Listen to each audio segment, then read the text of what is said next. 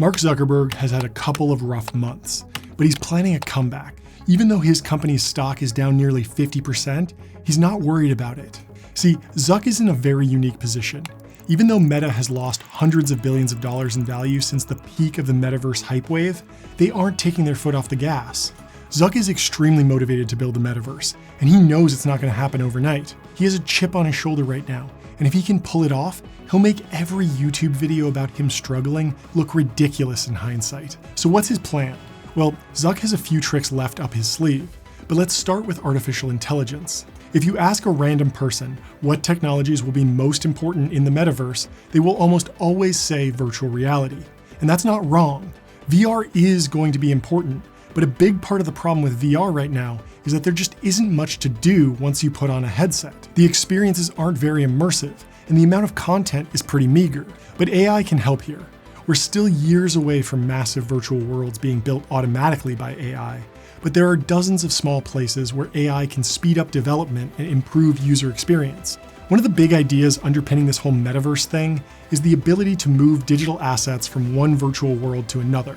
But whenever I mention the idea of bringing a Fortnite skin into a different game like Minecraft, I immediately get tons of comments saying that it's impossible because different games use different file formats and rendering technologies.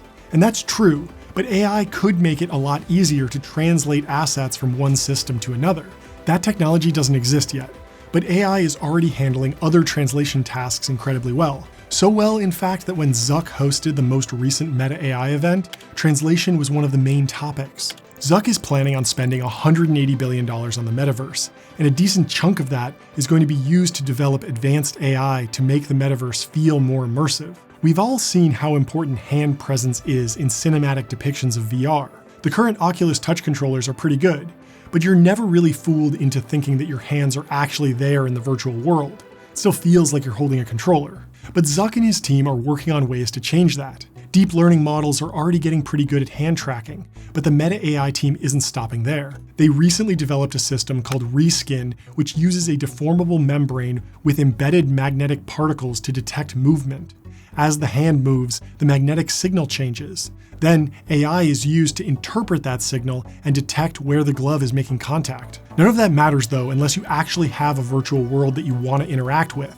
And that's where Zuck's second big announcement comes in. BuilderBot is a new AI that takes in simple descriptions of environments in plain English and then produces 3D worlds to match that input. Building virtual worlds is getting easier every year. But even a state-of-the-art platform like Unreal Engine 5 still requires a decent amount of technical expertise to get up and running. By developing this BuilderBot AI, the hope is that everyone, regardless of their background, will be able to create exactly what they want in the metaverse. Bringing other useful tools into the metaverse will be important as well, so the Meta AI team is working on next-generation virtual assistants. Current chatbots are pretty bad, but it's because most of them use outdated technology. Machine learning is used to recognize speech, but pretty much everything else has to be coded by hand. Meta's AI team is working on changing this by building a system called Karaoke that processes the entire bot interaction through machine learning. This AI will still use traditional APIs to do specific tasks like find the weather forecast, but essentially your entire interaction will be fed through a deep learning algorithm. By layering in more and more artificial intelligence, these bots should start to become extremely reliable and then become available in virtual worlds through avatars. Training these new models is no easy feat though. Meta has an incredible amount of data, but actually using it all to train a new system requires a massive supercomputer. Zuck has been investing in AI hardware for nearly a decade now and is on the cusp of rolling out the fastest AI supercomputer in the world. It's called the AI Research Supercluster, and it already has over 6,000 top-tier NVIDIA GPUs installed, with another 10,000 coming online soon. This will allow Meta to train models with more than 1 trillion parameters on datasets as large as an exabyte, which is the equivalent of 36,000 years of high-quality video. That might sound unnecessary, but deep learning thrives on massive datasets. There's a reason why deep learning has become the go-to method for building state-of-the-art AI systems. It scales incredibly well. As you add more and more data, the results just get more and more reliable, and you don't really need to change that much of the code to get these performance improvements. This computing power allows Meta's AI team to tackle increasingly complex problems. We've had decent translation for years now, but there have always been drawbacks to the automated approach. Google Translate launched in 2006 and used statistical machine translation to convert English to other languages. It wasn't great at grammar, though. Billions of people use Facebook, Instagram, and WhatsApp, but because of language barriers, they can't all easily communicate with each other. Zuck wants to change that by improving translation using AI, and his team is working on a unique approach. Instead of taking what someone said, transcribing it to text, translating that text, and then generating the resulting speech, his AI team is working on going directly from speech in one language to speech in another. They're effectively cutting out the middleman, which has been a source of pesky errors for years. It's a subtle change, but if it works, audio translation should get a lot better. Now, Zuck is in a strong position to do this precisely because Meta has so much training data and the supercomputer to process it all. But data and hardware are just one piece of the puzzle here. All those resources are meaningless if you don't have talented people working on these problems. Fortunately for Zuck, he has one of the best researchers in the world leading his AI team. His name is Yann LeCun, and he's one of the fathers of deep learning. He pioneered this approach alongside Geoffrey Hinton and Yoshua Bengio in the early 2000s, and is now recognized as one of the best computer scientists in history. It wasn't always so clear that LeCun's approach would work, though. In traditional computing, a program directs the computer with explicit step-by-step instructions, and pretty much everyone thought this would always be the right way to do things. This approach was stalling out, though. It was great when tasks were clearly defined, but when you gave a computer an entirely novel situation, it would struggle. Artificial intelligence research was going nowhere fast, and we entered an AI winter. LeCun and his associates kept the candle burning and eventually turned things around. Advances in computer hardware and access to larger datasets finally came together to allow deep learning to take off. And the AI community hasn't looked back. Everything from self-driving cars to tagging photos of cats taken with mobile phones uses deep learning these days. But recently, a new challenger has emerged. His name is Gary Marcus, and he believes that all this deep learning stuff is overhyped. Could Zuckerberg and LeCun be heading toward a dead end? Well, that's what Gary Marcus alleges in a recent article he published.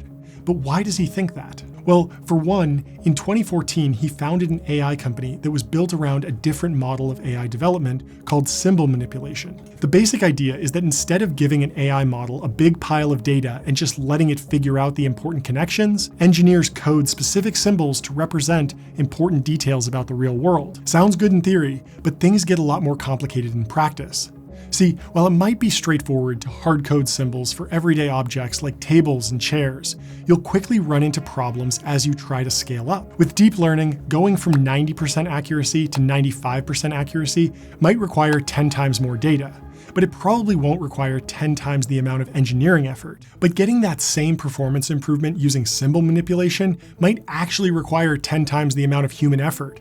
And that's just unrealistic. Now, is it possible that the deep learning community is missing something though? We certainly don't have human-level AI yet, and we don't even really have fully self-driving cars. Even Yann LeCun admits that deep learning isn't perfect. How is it that most teenagers can learn to drive a car in about 20 hours of practice, whereas even with millions of hours of simulated practice, a self-driving car can't actually learn to drive itself properly? And so obviously we're missing something. The immediate response you get from many people is, well, humans use their background knowledge to learn faster. And they're right. Now, how was that background knowledge acquired? And that's the big question. AI researchers are racing to develop new machine learning models that can include this background knowledge. Once a system has an accurate world model, teaching an AI to handle a new task should be trivial. And symbol manipulation feels like it could be the perfect fit for this.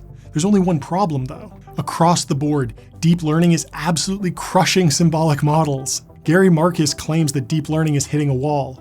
But as recent performance shows, if deep learning is hitting a wall, that wall is getting completely demolished. Even still, both Yann LeCun and Gary Marcus might be biased in their outlooks. Both have built entire careers around their respective methodologies, so we need to dig deeper. In order to get a straight answer, I called up my friend Charles. He spent years working on machine learning at Google, but more importantly, he's independent now. He's building a new startup that uses machine learning, and he doesn't have a boss dictating a particular direction to him. But here's the thing. When it came to start building, he stuck with a deep learning approach. Sure, that's what he's familiar with, but the bigger reason he chose deep learning is because of how these models scale. His startup is small, so he doesn't have a lot of data yet. But as he grows, he'll be able to feed his model more and more data and instantly get better results. If he was building a symbolic model, every incremental improvement would require painstaking engineering effort. You can see how he's thinking about scale on his YouTube channel, which I'll link to below. Charles' story is interesting not just for the technical reasons though. It also highlights an important trend that brings us back to Zuckerberg. Talented engineers are hard to retain. Hiring the best engineers is clearly a cornerstone of Zuck's metaverse strategy. We've seen how big his vision is for this thing, and it's clearly going to take years to come to fruition. Better VR headsets, new immersive applications, and complex AI systems to power it all are going to require top-notch talent to develop, and the competition is heating up. One of the classic tools that big tech companies use to convince talented individuals to come on board has always been stock options. Joining a company like Facebook in the early days could quickly make you a millionaire if you played your cards right. But with the stock price falling, these options aren't as attractive as they used to be. Now, Meta has plenty of cash, so it shouldn't be a problem, right? Well, it's a little more complex than that. See, when high-growth tech companies report their financials to Wall Street, they typically break out stock-based compensation as a separate line item. And for better or worse, investors have historically focused on operating income figures that exclude the cost of stock options. This can have a significant impact on the true financial performance of a company. Take Shopify, for example. When you exclude stock options, they had a margin of 9%. Not bad. But including those stock options drops their margin to just 1%. If investors expect Zuckerberg to start paying employees more in cash, it could hurt how they view Meta's prospects. Ultimately though, compensation is just one piece of the puzzle. Talented machine learning engineers want to go work on hard problems with smart people, and that's a big part of why Meta is hosting these AI-focused events. But whether you go work for a big tech company or you build your own startup, you'll eventually need to decide what to do with your money, and that's where channel sponsor Masterworks.io comes in. See, it might be decades until we understand how the price of art moves in the metaverse, but we have plenty of data about art in the real world now. Contemporary art prices outpaced the S&P 500 total return by 164% from 1995 to 2021. The problem is that typically you had to be incredibly wealthy to build a real portfolio of fine art. Masterworks solves this problem and allows you to invest in world-famous artworks from Banksy, Monet, and other iconic artists for just a fraction of what these pieces typically cost. All you need to do is create an account on their website, browse their artwork, and then start diversifying your portfolio with one of the most stable assets around. Masterworks is unlocking a new market. If you like a particular artist, you don't have to spend millions of dollars to buy a full piece. You can trade shares with other members just like you would sell a stock on a trading app. I'll leave a link in the description to skip the waitlist. And if you'd like to know more about the history of VR, just go watch this video about the founder of Oculus, Palmer Luckey. Thanks for watching.